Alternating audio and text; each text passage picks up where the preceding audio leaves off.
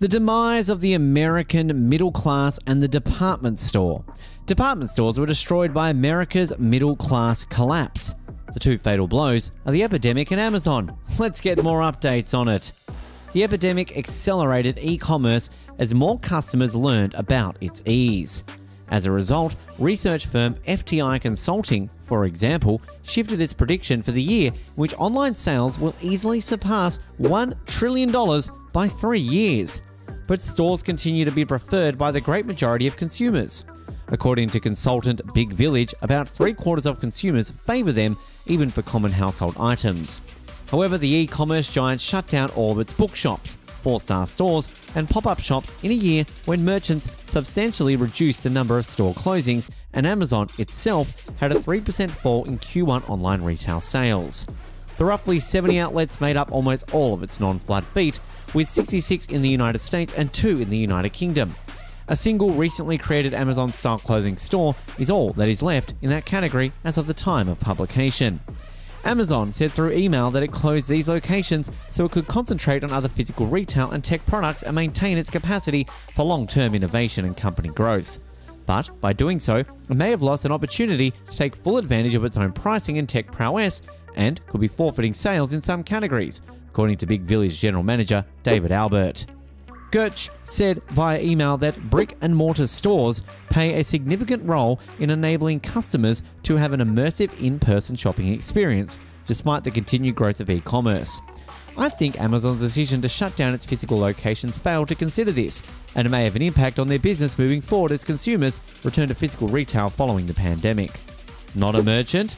However, some industry insiders assert that Amazon's business is focused on logistics technology and increasingly advertising rather than retail. The majority of the goods sold on its website have been supplied by its third-party marketplace vendors for many years. It's a fairly astounding feat that they are able to complete in the way that they do. That's well understandable, SiteWorks president Nick Eglinen remarked over the phone in response. I doubt anyone would claim that they ran outstanding stores. They shuttered the stores, so we know they didn't believe they were that fantastic.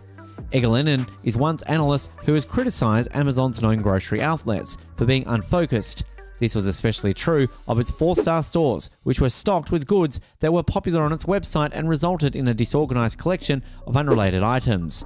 Additionally, Amazon's bookstores were not curated in a way that encouraged browsing or discovery, instead focusing mostly on bestsellers. This contrasts at numerous independent bookstores that have weathered the price-based upheaval unleashed by Amazon a quarter of a century ago. Running a warehouse is far simpler than managing a retail store, according to Eglinen, because managing a store requires expertise in 10 different areas, including technology and logistics. They haven't demonstrated that they understand how to operate brand or merchandise, nor have they demonstrated that they understand how to assort. There are numerous not proven. In comments sent through email, Global Data Managing Director Neil Saunders pointed out the lack of omni-channel choices. In contrast to many businesses, he claimed that Amazon had never truly linked its physical locations and online operations. There were no options to order online and pick up in stores or to check stock levels before leaving. We believe that this was a missed opportunity. Eglinen complained that choice location has also been random, indicating a lack of understanding of site selection. Amazon refused to go into further detail but claimed that a lot goes into choosing where to open a store. Every physical store needs a store model, according to Eglinen. There is a financial model, but it also needs a model of the demographics and one of the store's physical dimensions. How far can it travel? What kind of real estate is best for it to go into? What's the ideal quantity per market? What are the requirements for financial success? In each market and management style, all of these things don't seem to be there. Amazon stated through email that physical retail is still a significant component of its business and that it will keep adding new locations. It cited one of the most popular justifications given by the shops for entering e-commerce, which is to provide customers with more options for when, where, and how they shop. Russ Derringer, the founder of e-commerce research company Stratably, claims that the company's experiment with brick and mortar has mostly ended, at least when it comes to the majority of non-grocery goods. This is because the company sees little purpose for it.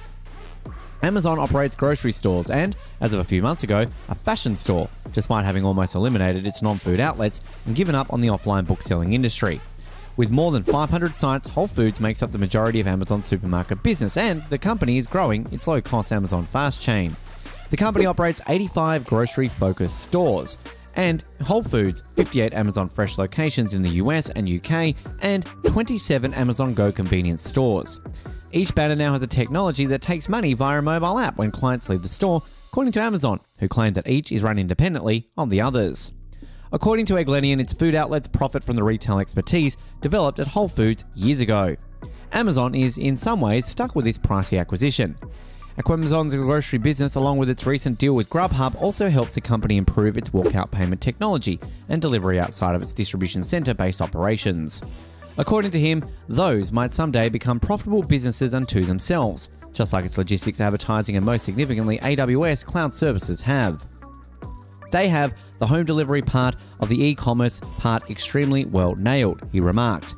They still need to perfect high-frequency home delivery so that when I place an order, I receive it within an hour. That usually applies to food, restaurants, and all of these delivery apps, and ultimately, grocery delivery to homes will represent a sizable portion of the delivery market. What about clothing? Amazon opened its first clothing store in May at the Americana at Brand in Los Angeles, and it has plans to open a second location at Eastern Town Center in Columbus, Ohio. It's not fully clear why Amazon would enter brick and mortar in the clothes sector after giving up on stores specializing in books and other items, given that most of the motivations to expand in grocery are probably not applicable to apparel sales. Similar to books, the corporation has a substantial market share in clothes. According to a June analysis by Wells Fargo, analysts led by Birchow, Amazon is now the #1 clothes seller in the United States, surpassing $65 billion, nearly double number 2 Walmart, and accounting for 15% of the whole US market. According to those analysts, Amazon's garment sales this year will top $73 billion.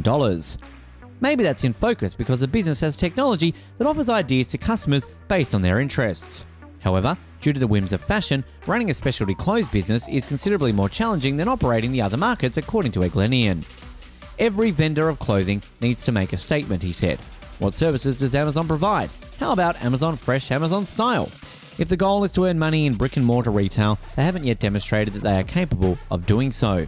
That does not imply that they cannot improve at all, but it's like if there are other stores, the client will be confused. The building of gas stations by electric car manufacturer Tesla Inc., TSLA.O, according to analyst Michael Pachter of Wedbush Securities, would be a horrible match for the internet-savvy Amazon and its limited market of brick-and-mortar book buyers. Pachter claimed that Andy Jassy, Amazon's new CEO, probably took this decision after reviewing the retailer's several operations after assuming the position in July. Retail is hard, and they're discovering that, he stated. Cameron Janes, the company's vice president of physical retail, left Amazon in November after 14 years, according to a post on LinkedIn. He is currently REI's chief commercial officer, although he did not immediately respond to requests for comment. On various days, Amazon will close its 4-star pop-up bookstore sites. Customers will be informed via signage. The firm said that employees will receive severance or can get assistance finding work at any local company outlets, including the more than a dozen Amazon Fresh supermarket sites, as it has announced. Amazon opted not to say how many positions will be eliminated. This concludes the video. I hope you found it enjoyable and learned something new. Give it a thumbs up and share it with your friends if you did. Also, remember to subscribe to our channel if you want to see more videos like this one. I appreciate you watching, and I will see you again soon.